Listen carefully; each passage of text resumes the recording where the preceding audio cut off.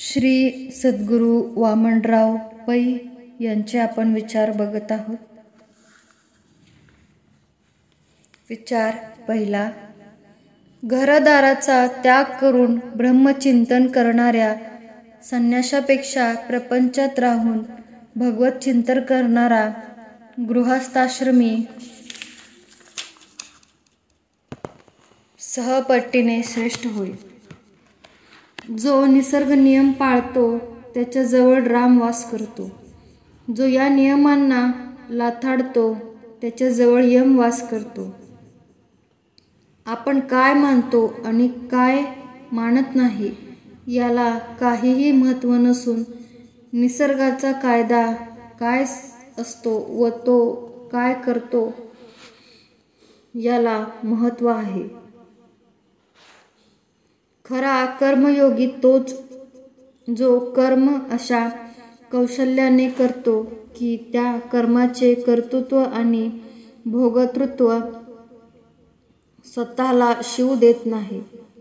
चैतन्य शक्तीच्या निसर्गनियमांना माणूस जेव्हा त्याच्या कर्मांद्वारे गती देतो तेव्हा त्या गतीतून जी निर्मिती होते त्याला नियती म्हणतात. विचार पाचवा. सत्कर्म करण्याचे वैभव मिळणार नाही परंतु शांती सुख मिळेल, तर दुष्कर्म करण्याचे वैभव मिळेल पण शांती सुख मिळणार नाही हे निश्चितच. विचार सहावा.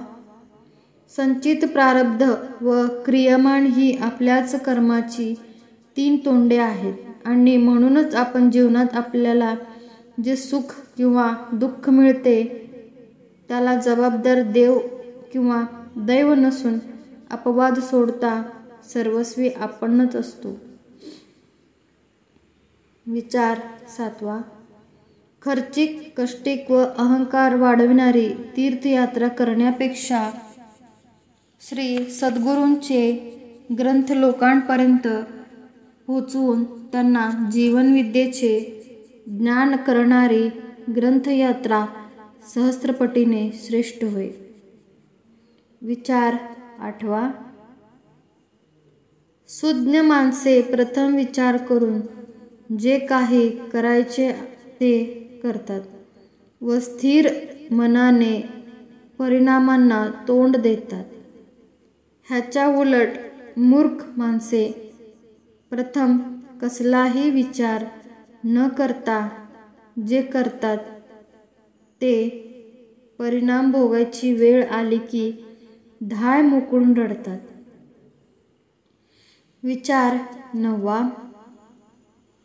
परमेश्वर, निसर्गाचे नियम, धर्म, संस्कृती, पाप, पुण्य व नियती ही सहा तत्वे परस्परांशी संबंधित असून मानवाचे सुखी किंवा दुःखी जीवन साकार करण्यात ह्या सर्वांना फार महत्त्वाचे स्थान आहे. विचार दहावा.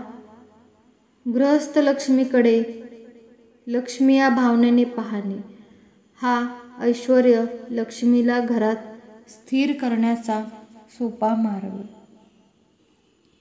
अशाच नवनवीन विचारांसाठी सबस्क्राईब करायला विसरू नका. धन्यवाद.